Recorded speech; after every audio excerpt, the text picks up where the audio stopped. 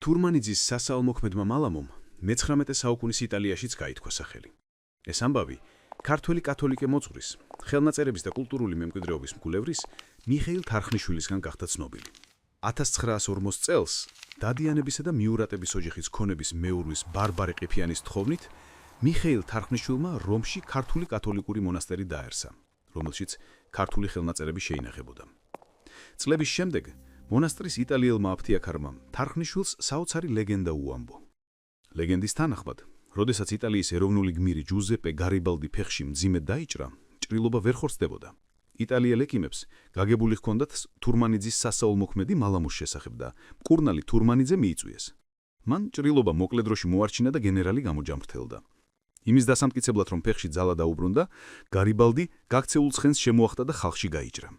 ლეგენდა ნათლად წარმოაჩენს ქართული ტრადიციული მედიცინის ისტორიას და თურმანიძის ოჯახის სამკურნალო მემკვიდრეობას, როგორც საქართველოში, ასევე მის ფარგლებს გარეთ.